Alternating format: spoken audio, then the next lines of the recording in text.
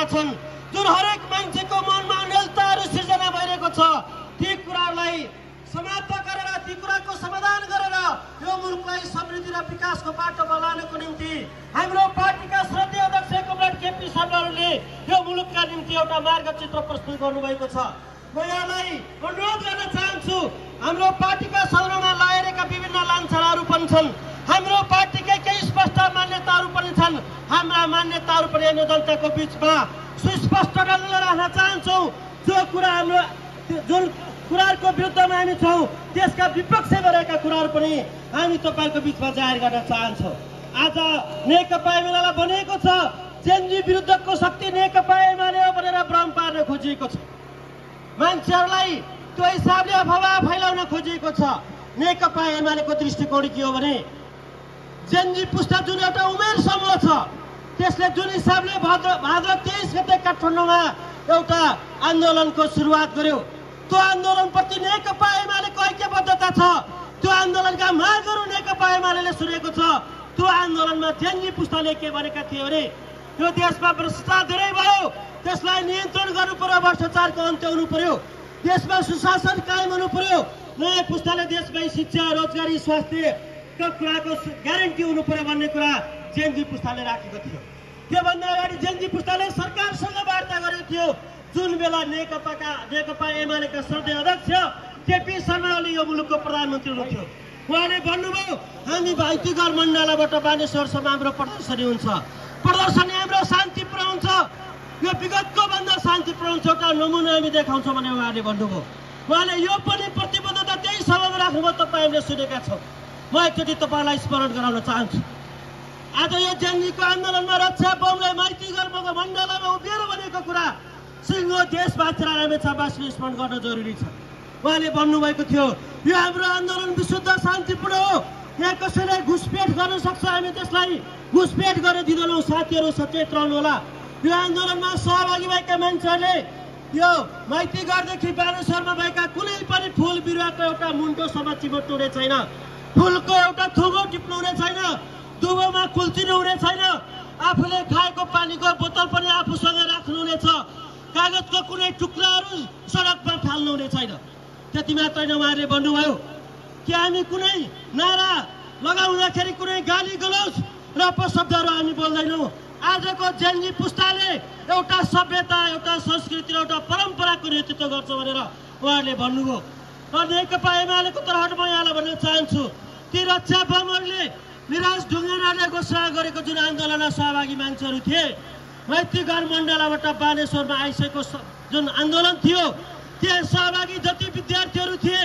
जति जेनजी उमेर समूहका मान्छेहरू थिए, ती सबैप्रति नेकपा एमालेको साथ र समर्थन छ। जब बानेश्वरमा पुगिसके पछाडि उहाँहरू आफैले अनुभूति गर्नुभयो, उहाँ आफैले घोषणा गर्नुभयो, अब जेनजीको आन्दोलन सकियो, किनभने यो आन्दोलनमा विभिन्न शक्ति केन्द्रको घुसपेट भयो, हामीमाथि गाली गलौज गरियो, यो आन्दोलन हामीबाट हाइज्याक गर्ने प्रयत्न भयो। साथीहरू घर फर्किनुहोस्, अब यो हिंसात्मक आन्दोलनमा यो जेनजी उमेर समूहको कुनै संलग्नता छैन भनिसके पछाडि त्यस दिनबाट नेकपा एमालेको एउटा स्पष्ट निष्कर्ष छ, बानेश्वर पछाडिको आन्दोलन कुनै जेनजीको आन्दोलन होइन।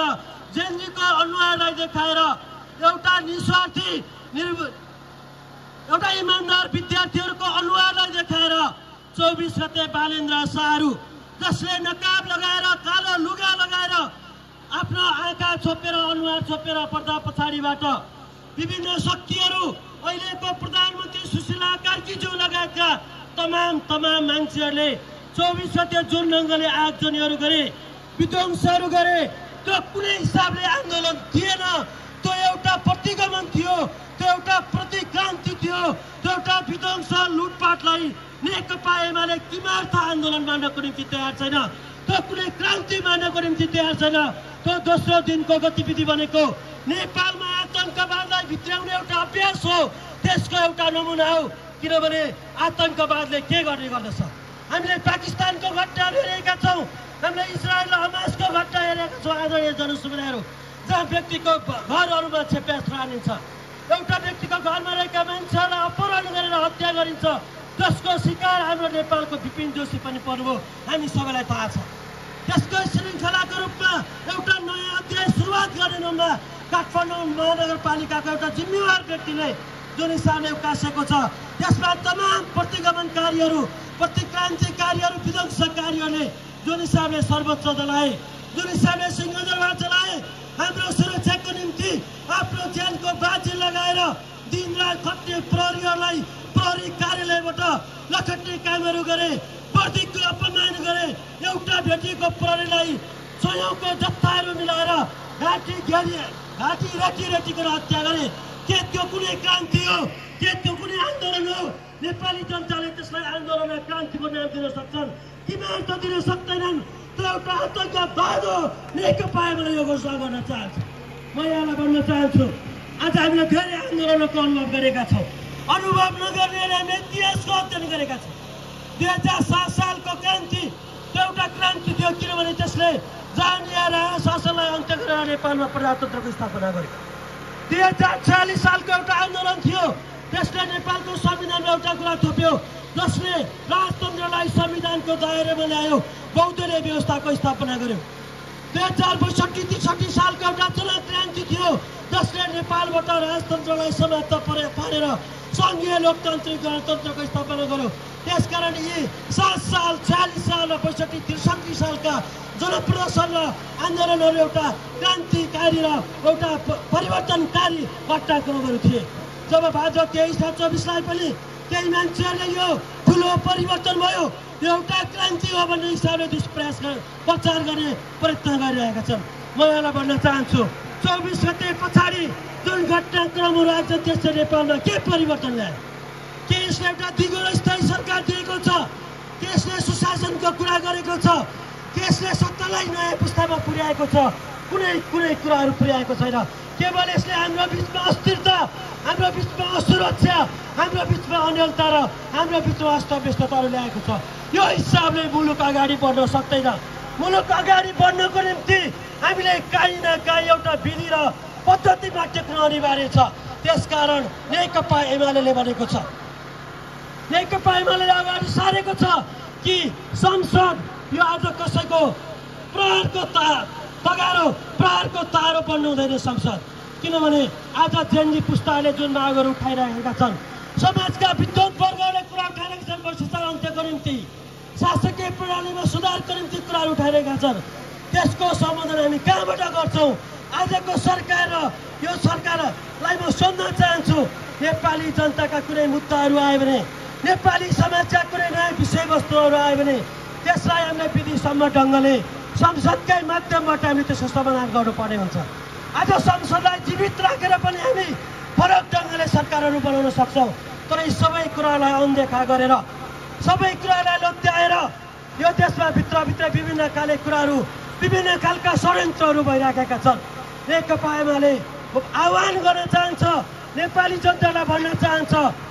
नेपाली जनताको सार्वभौम सत्ताको प्रयोग गर्ने थलो प्रतिनिधि सभा कायम राखेर हामी अर्ली इलेक्सनमा जान सक्छौँ अर्ली इलेक्सनमा जानको निम्ति विभिन्न बाधाहरू छन् भने संविधानका केही धाराहरू संशोधन गर्नुपर्नेछ भने केही थप गर्नुपर्नेछ भने देशको सबैभन्दा वैधानिक थलो भनेको संसद हो त्यसकारण संसदको पुनर्स्थापना कुनै प्रतिगामी मुद्दा होइन यो प्रगतिशील मुद्दा हो यसले मात्र यो कुराको समाधान गर्न सक्छ भन्ने कुरा म यहाँ राख्न चाहन्छु र म अन्तिममा यहाँलाई भन्न चाहन्छु धेरै पटक नेपाली जनतालाई झुक्क्याएर अनिलताहरू सिर्जना गरिएका छन् यो बजारमा रहनुभएका धेरै नयाँ पुस्ताका मान्छेहरू यहाँ हुनुहुन्छ धेरै सर्वसाधारण बुद्धिजीवीहरू हुनुहुन्छ होला यहाँलाई केही समय अगाडि लागिराखेको थियो कि रवि लामिछाने भन्ने मान्छे एउटा यो देशको परिवर्तनको मसी आउन सक्छ भन्ने तपाईँलाई लागिरहेको थियो राष्ट्रपा भन्ने पार्टी फरक ढङ्गले जान्छ भन्ने तपाईँलाई लागिरहेको थियो त्यो बेला पनि इज्जतकोटा चोकमा उभिएर हामीले भनेका थियौँ यो सब नक्कली कुराहरू जब यिनीहरूको मुखण्ड उतारिनेछ त्यसपछि नेपाली जनतालाई यिनीहरूको सक्कली अनुहारहरू देख्नेछ आज राष्ट्रिय स्वतन्त्र पार्टी म केही भन्न चाहन्न आज यसको जवाब सुमना श्रेष्ठले दिउन् आज यसको जवाब हिजो मात्रै पार्टी छोडेका सन्तोष परियारले दिउन् धेरै मान्छेहरूले आज राष्ट्रिय स्वतन्त्र पार्टी छोडेका छन् किनभने त्यो पार्टीसँग कुनै वैचारिक आधार मुलुक निर्माणको कुनै व्यवस्थित योजना केही पनि छैन बालेन्द्र शाहलाई पूजा गर्ने मान्छेहरूले आज भनेका छन् कि सर्वोच्च जलाउनेहरू हाम्रो देशमा आगजनी गर्ने मान्छेहरू हामी नेपाली जनताको एउटा नेता बन्न सक्छ, नेता बन्न सक्दैन, ऊ खलनायक मात्र हो। यो कुरालाई छिटोभन्दा छिटो चिनेर नेकपा एमालेको झन्डामुनि, नेपालको झन्डामुनि उभिनको निम्ति म सबैको अनुरोध गर्न चाहन्छु। आज यो देशको सार्वभौमसत्ता जोगाउने, स्वाधीनता जोगाउने देशभक्ति कुनै पार्टी छ भने त्यो नेकपा एमाले हो भन्ने कुरा सब विदित भएको छ, जाहेर भएको छ। देशको नेता नेकपा एमालेको श्रद्धेय अध्यक्ष कमरेड केपी शर्मा ओली हुनुहुन्छ। त्यसकारण हामी छिटोभन्दा छिटो सबै यी समस्याको समाधानका निम्ति नेकपा एमालेलाई बलियो बनाउनको निम्ति हामी 11औं महाधिवेशनमा पनि जुटिरहेका छौँ। यहाँ जो कमरेडहरू रामेछापको आवाज बुलन्द गर्नको निम्ति यहाँ उपस्थित हुनुभयो, हाम्रो कुराहरू सुनिदिनु भयो, यहाँहरू सबैलाई सञ्चार माध्यम प्रहरी सबैलाई स्वागत गर्दै यहाँहरूको उपस्थितिका निम्ति हार्दिक धन्यवाद दिँदै आफ्नो बयान गर्छु। धन्यवाद, नमस्कार। धेरै धेरै धन्यवाद। पार्टी जिल्ला कमिटीका अध्यक्ष